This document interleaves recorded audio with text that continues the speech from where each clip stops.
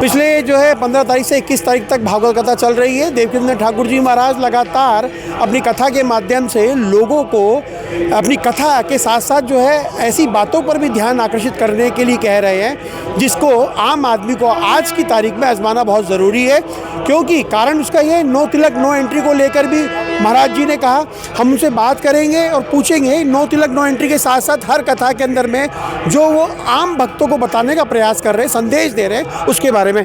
महाराज जी सबसे पहला, क्योंकि आपने जिस दिन कथा स्टार्ट हुई थी ऑस्ट्रेलिया को लेकर आपने कहा था कि मारने वाला, उसके बारे में आपने देखा ऑस्ट्रेलिया में जो कहा वो गलत तो नहीं है, अमेरिका में गोलियां चली गलत तो नहीं है, दिल्ली में बम ब्लास्ट हुआ गलत तो नहीं है, अब बांग्लादेश में एक हिंदू बच्चे को जिंदा जला दिया गलत तो नहीं है।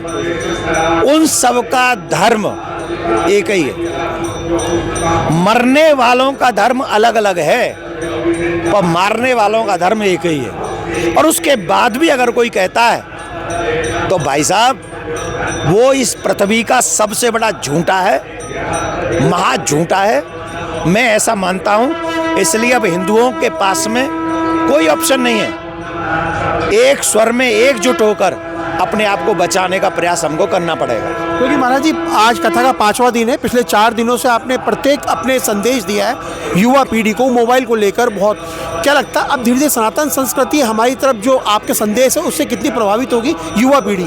देखिए अभी जो युवा बच्चे आ रहे हैं, अभी आपने देखा कितने लोग दीक्षा ले रहे हैं, बच्चे दीक्षा ले रहे हैं। ए इधर आओ, तुम पीछे रहो। ये बच्चा देख रहे हो, ये जान रहे हो अभी रो रहा था, तुम रो रहे थे, काहे को रो रहे हो? ऊपर देखो, क्यों रो रहे हो? अच्छा बताओ सही, क्यों रो रहे हो? सुनो, इसका माइक पे लगाओ, क्या बोला, क्यों रो रहे हो?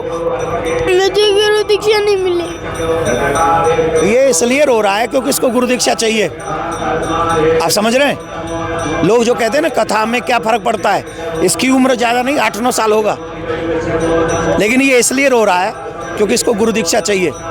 मैंने कहा थोड़ा और बड़ा हो जा, थोड़ा बड़ा हो जा, माला पकड़ने लायक हो जा। तो ये जो सारी चीज़ें हैं ये कथा देती है। इसलिए मैंने कहा कि कथाओं में बच्चों को लाओ जिससे बच्चे धर्म को जानें, जिससे बच्चे विधर्मियों से बचें। ये मेरा प्रयास था और भगवान की कृपा से कम ही सही सफल तो हो रहा है। अच्छा महाराज जी, मेरा लास्ट सवाल, क्योंकि बहुत व्यस्त है अब, क्योंकि नो तिलक नो एंट्री ये संदेश जो है आज पूरे विश्व में चला गया है। आज हर सनातनी अपने घर से कथा के लिए आए नहीं आए, लेकिन वो तिलक लगा के ज़रूर आ रहा है। ये आपने जो अलग जगाई है वो युवा पीढ़ी कितना इसको लेगी? क्यों हम आगे भी जहाँ जाएंगे वहाँ भी ये प्रयास करेंगे कि वहाँ की समिति के द्वारा ये मैसेज दिया जाए नो तिलक नो एंट्री, और वहाँ भी तिलक की व्यवस्था की जाए। जो सच्चे सनातनी होंगे उनको तिलक लगा के ही कथा में एंट्री दी जाएगी। और जब मेरे राम तिलक लगाते हैं, कृष्ण तिलक लगाते हैं, शिव तिलक लगाते हैं, हनुमान तिलक लगाते हैं, देवी तिलक लगाती है, प्रत्येक धर्माचार्य तिलक लगाते हैं,